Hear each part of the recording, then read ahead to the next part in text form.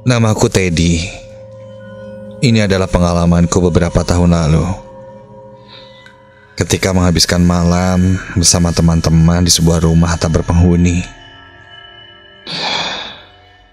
Waktu itu kami bertiga saja. Malam itu sepi dan sangat tenang. Aku dan dua temanku, Rizal dan Dika, sudah sangat siap dengan peralatan dan perlengkapan yang ada. Kami berencana untuk membuat api unggun dan memasak nasi liwet dengan bahan yang seadanya. Kami juga berkumpul di rumah ini untuk nonton bareng pertandingan sepak bola, yang kebetulan saat itu mempertandingkan antara dua tim papan atas di Liga Inggris.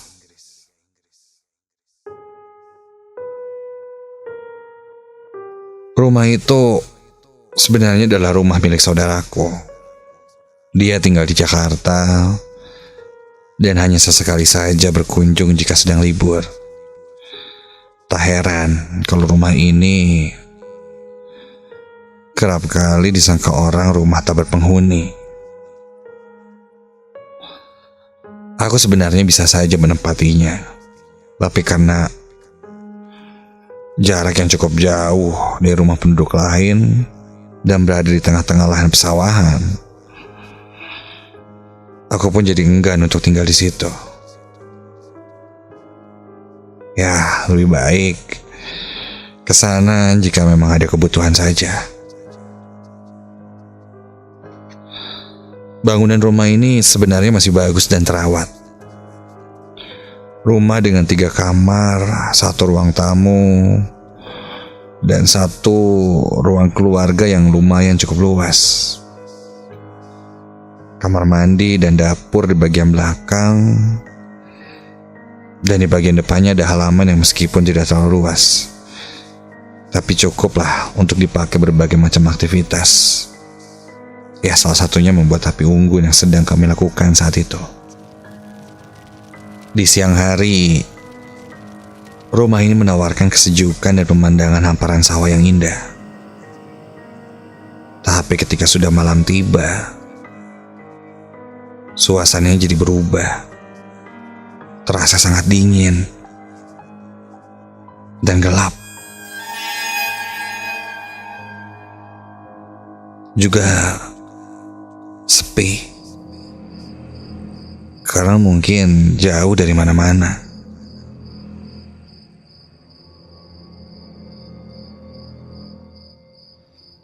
Malam itu pertandingan akan dimulai jam 1 dini hari. Aku, Rizal, dan Dika sudah bersiap sejak pukul 10 malam. Karena kami harus menyalakan api unggun dulu sambil memasak nasi liwet. Untuk meramaikan suasana dan menunggu nasi liwet matang, sesekali kami bermain gitar sambil bernyanyi-nyanyi. Salah satu temanku mulai bercerita tentang mitos-mitos dan hal-hal pamali yang berkaitan dengan hantu. Sampai kami sedikit berdebat ketika dia membahas tentang api unggun. Rizal bilang, katanya kalau api unggun itu bisa mengundang makhluk halus. Buktinya sering terjadi gangguan gaib ketika sedang camping dan menyalakan api unggun. Rizal bahkan menyangkut pautkannya dengan keangkeran rumah pamanku itu. Katanya rumah yang sudah lama kosong tidak berpenghuni pasti ada setannya. Ada-ada saja pikirku. Temanku yang lain Dika pun ikut membantahnya. Menurut dia tidak relevan, karena kami menyalakan api unggun tidak saat mendaki gunung atau sedang camping, tapi di pesawahan.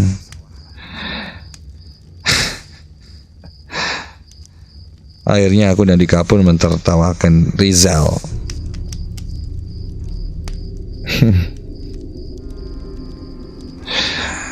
Membayangkan hantu yang muncul jika kita menyalakan api unggun.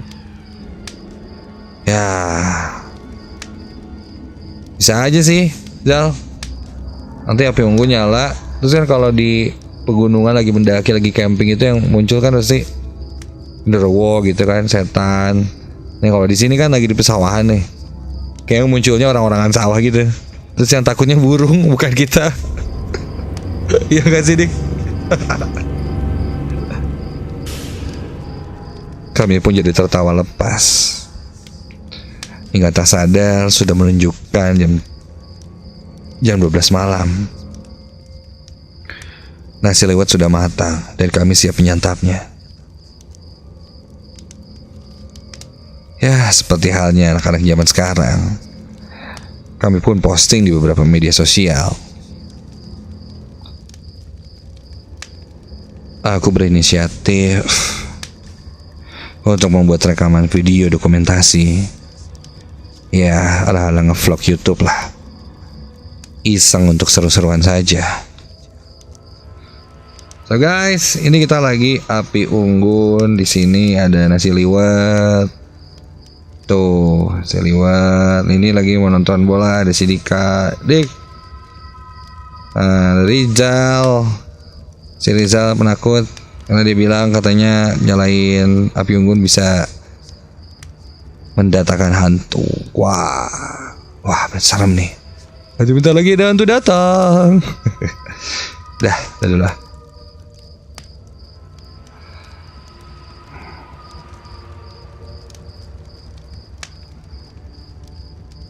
Aku pun coba cek hasil rekaman yang ku rekam dari handphone tadi. Ketika melihat lagi hasil rekamanku itu, guys, ini kita lagi api unggun. Di sini ada nasi liwet. Tuh, nasi liwet. Ini lagi mau nonton bola. Ada si Dika, Dik. Aku terkejut ketika di salah satu sudut yang kurekam dari halaman ke arah dalam rumah pamanku, seperti ada seseorang yang berada di dalam rumah. Iya, seperti bergerak pindah dari satu tempat ke tempat lain. Dan ketika aku ulang lagi, guys, ini kita lagi api. Iya, terlihat seperti seseorang memakai baju putih.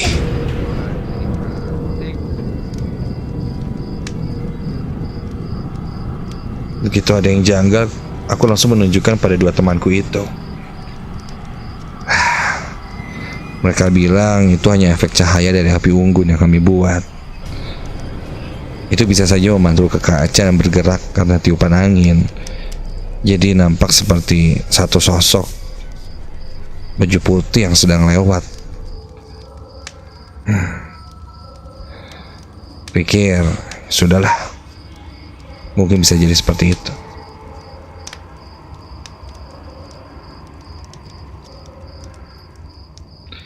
Tak lama pertandingan bola pun dimulai. Aku mematikan api unggun, sementara dua temanku membereskan daun pisang yang tadi kami pakai untuk menempatkan nasi liwet. Setelah api unggun mati dan semuanya beres, kami pun menonton bola sambil menikmati nasi liwet itu. Kami asik menyaksikan pertandingan sepak bola. Peluang-peluang yang tak berujung gol membuat kami berkali-kali emosi. Ketika sedang asik menonton, pandanganku teralihkan keluar. Dari pintu yang terbuka itu, kulihat ada cahaya. Api, iya. oleh cahaya api. Api unggun yang sudah kumatikan itu menyala lagi. Bahkan kini nyalanya lebih besar dari yang sebelumnya. Padahal jelas tadi sepertinya sudah kumatikan. Guys, itu kok apinya nyala lagi ya? Perasaan tadi udah gue matiin deh. Ya, namanya juga perasaan, kadang nggak kejadian kan? Apaan sih? Serius, tadi udah dimatiin. Ya elah, mungkin tadi masih belum mati semua. Lagian kan, tadi kita bakarnya pakai minyak tanah. Mungkin aja masih nyisa di kayu-kayunya. Terus ketiup angin, kebakar lagi deh. Ya juga sih. Iyalah, nggak ngerti belajar IPA sih lo. Yaudah, lanjut deh.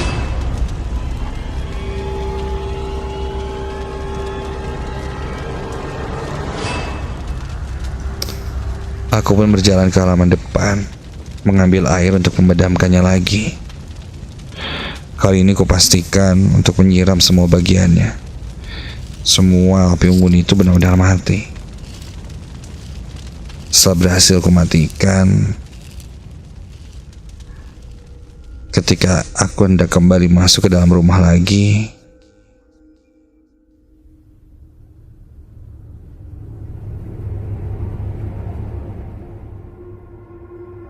langkahku terhenti ketika dari pantulan kaca depan rumah itu,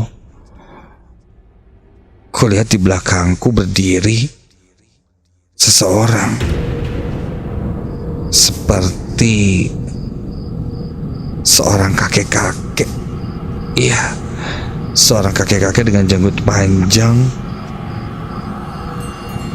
sedang berdiri memegang tongkat dengan baju dan celananya yang berwarna putih lusuh.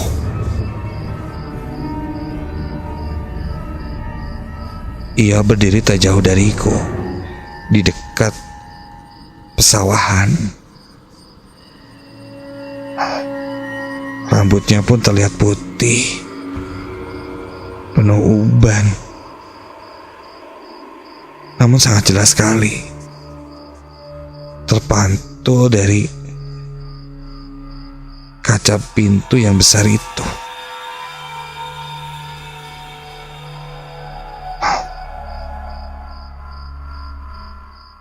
Melihat itu, bulu kuduku berdiri, karena aku yakin aku lihat itu bukanlah orang.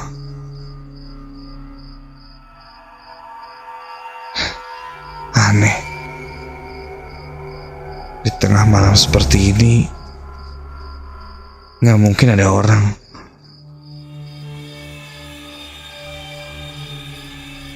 Aku bisa saja berteriak, namun dadaku terasa sesak ketika itu. Jangankan berteriak, untuk bernafas saja aku agak sedikit sesak. Belum lagi kakiku sangat berat untuk bergerak ketika itu. Dengan langkah yang tak mudah, aku pun segera masuk ke dalam rumah dan menundukkan kepala agar tidak melihat lagi sosok kakek itu. Aku langsung masuk ke dalam rumah dan menutup pintu.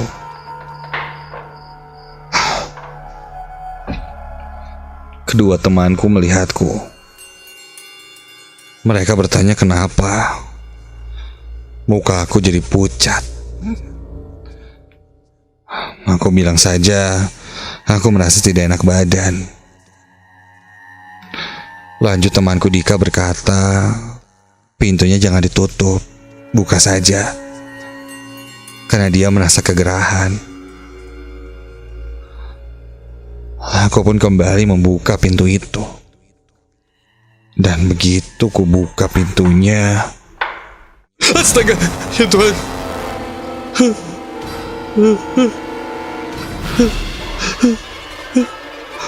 Tepat di depan pintu itu berdiri sesosok kakek-kakek yang persis seperti yang kulihat tadi.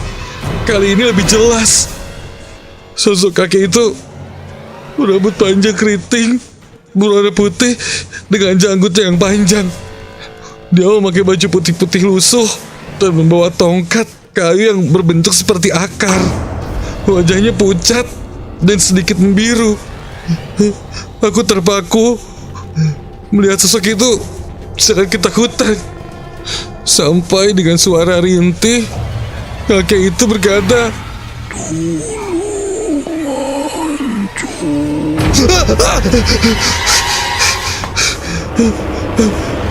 aku berteriak hingga Rizal dan Dika pun menghampiriku. Mereka bertanya padaku kenapa. Aku akhirnya jujur dan berkata padanya bahwa aku melihat sosok kakek-kakek tua di depan pintu dan di dekat api unggun tadi. Yang jelas saat itu kini sudah tidak ada apa-apa di depan pintu. Mendengar itu temanku yang lain pun merinding. Sepertinya memang ada sosok penghuni di rumah ini. Yang kusimpulkan penghuninya itu adalah sosok kakek tua. Hingga kami pun memutuskan untuk bergegas pulang saja dan tidak melanjutkan acara nonton bareng sepak bola saat itu. Besoknya aku bercerita pada ayah dan ibuku.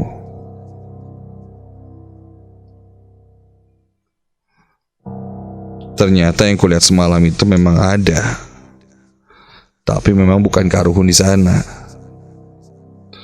Katanya dulu pernah ada seorang kakek yang meninggal di sawah yang sekarang dijadikan rumah ini.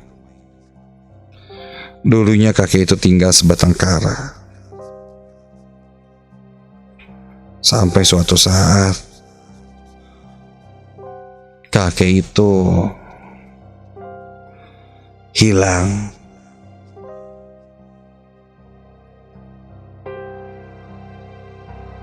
Tidak ada sanak saudara yang mencarinya, karena kakek itu hanya hidup sebatang kara. Sehingga warga pun tidak mencarinya. Sampai akhirnya kakek itu pun ditemukan meninggal dengan kondisi yang sudah membengkak. Karena 2 hari mayatnya berada di perairan sawah itu.